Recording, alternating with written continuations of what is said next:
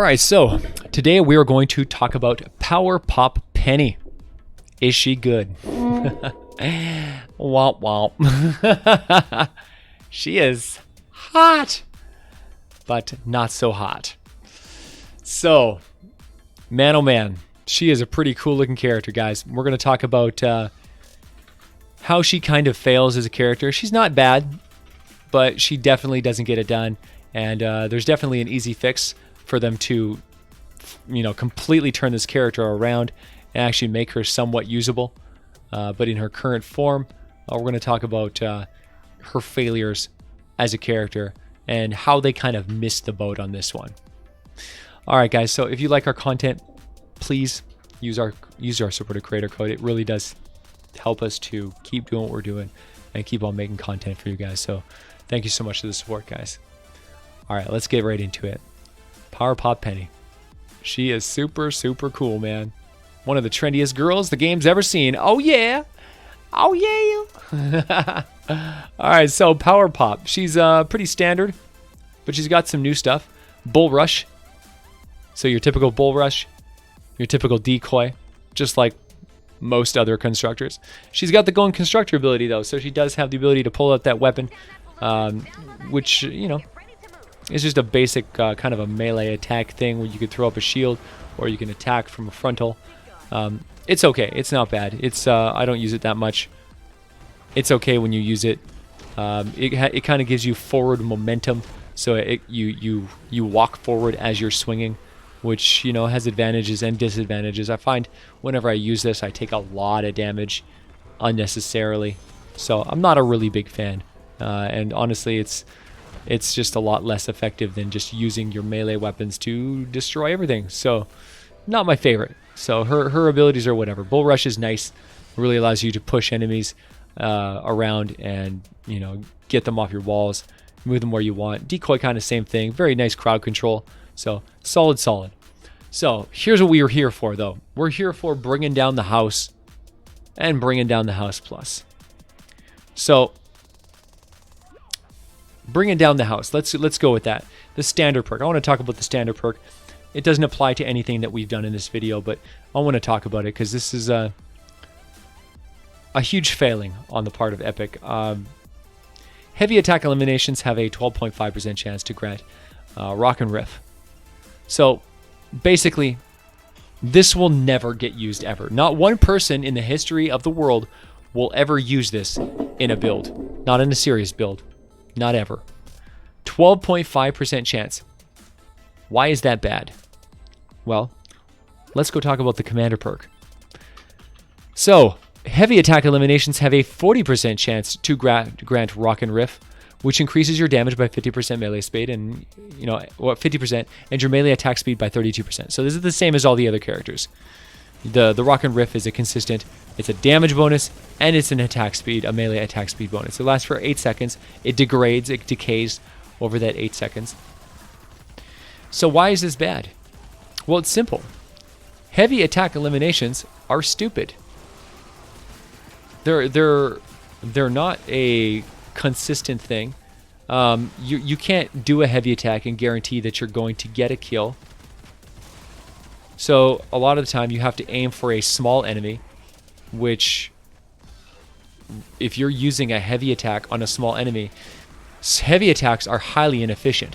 Most of them have wind-up speed, unless we're talking about Spectral Blade, which of course is a very, very good, weapon to use with this character. However, even with the Spectral Blade, you're spectral slashing and you're committing yourself to an inward-forward motion where you're taking damage. You're going to take damage. If you're heavy attacking into enemies, you are hurting yourself. And for what? For a 40% chance to get a buff? So if you kill something with an attack that you're going to also take damage from, you're going to go in, you're going to get hurt, you're going to maybe get a buff, and you're going to use up your energy. That is ridiculous. If this ability would still be only okay if it was 100% chance to grant Rock and Rift. If your heavy attacks, if it was heavy attack eliminations grant you Rocking Rift, this would still be the weakest character of the entire set. Because it's bad. Like, heavy attacks... Oh, man, I don't know, man. I don't know what they were thinking on this one.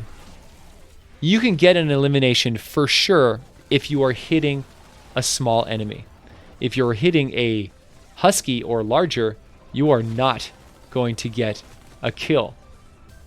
So you have to hit multiple enemies. You basically have to hit 3 enemies to guarantee that the law of averages is going to get you your bonus, your buff.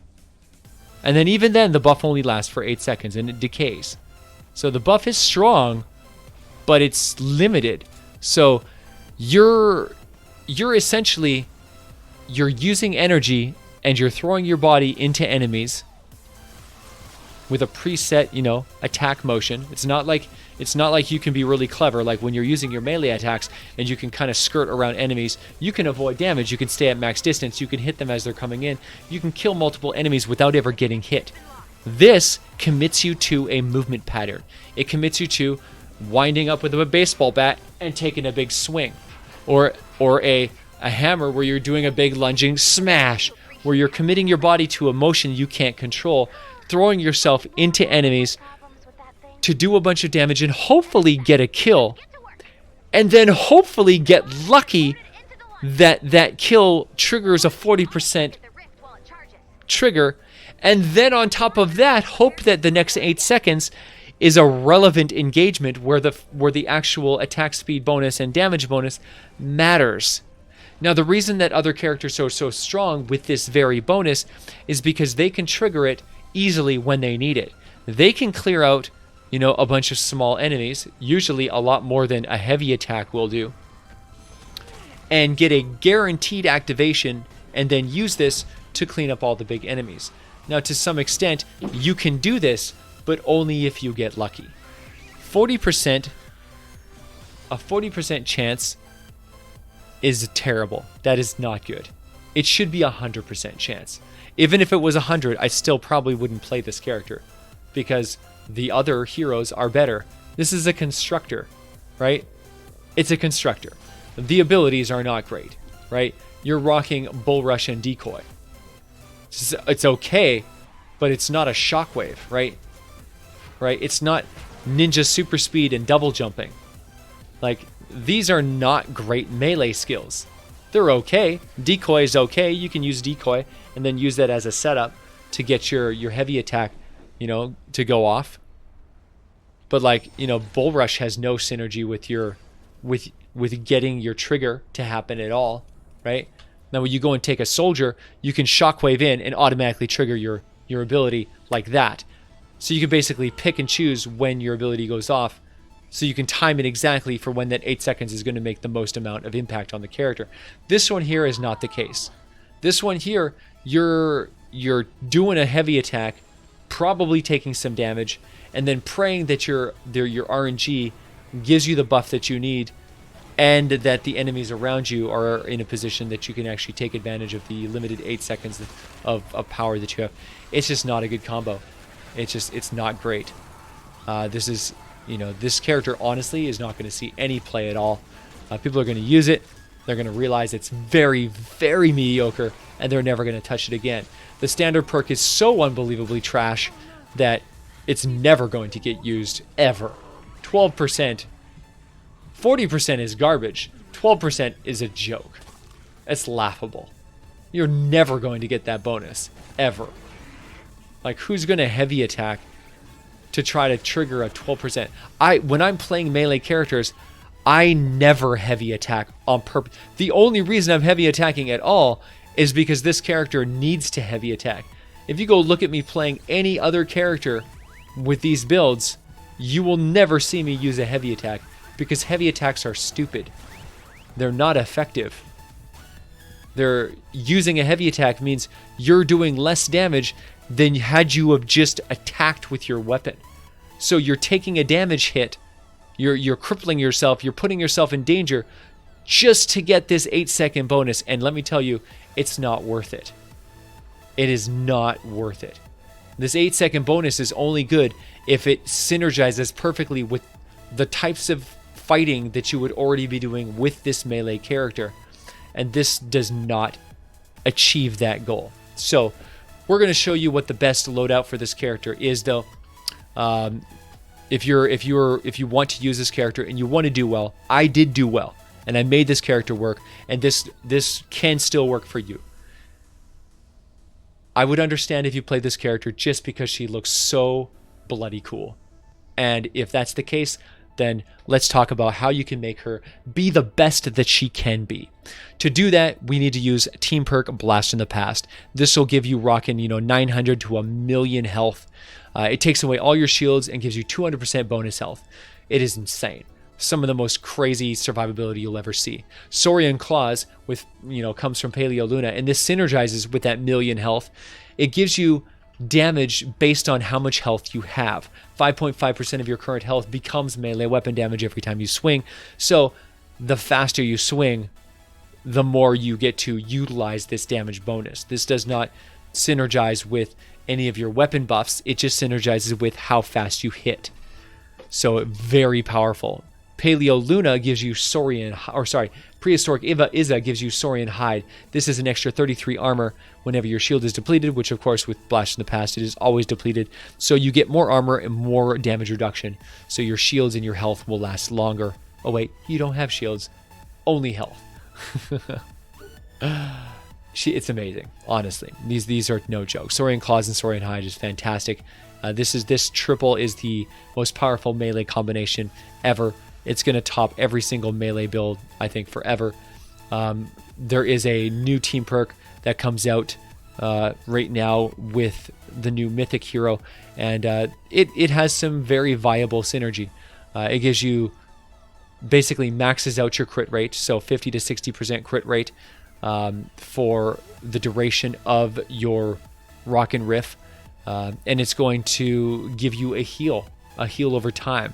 So it's going to regenerate a ton of your health, and it's going to give you a huge crit chance bonus. And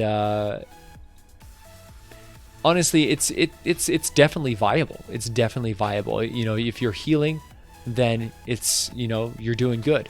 The problem with her is that you can't really guarantee that you're going to be able to proc this ability when you need it to proc, meaning it's going to be hard to get that heal and get that damage boost when you need it, which is, especially problematic because you're not going to have Blast in the Past. So it is a viable option, but it has some downsides. But it's going to be definitely fun either way, and we're definitely going to explore that further once we unlock the team perk a little bit later this week, and we'll show you everything that team perk can achieve. So next, we're going to talk about Smasher Killing, because that's what Anatomy Lessons and Corrosive Strikes is for. Anatomy Lessons is going to increase your crit rate by 15 with swords, axes, and scythes. So this is going to be really good when you're using swords, but not so good when you're using like the microphone. So I leave her in anyway when I'm using the microphone because whatever, I didn't care. There's not a big deal. Most of the damage you're going to be doing with this character is going to come from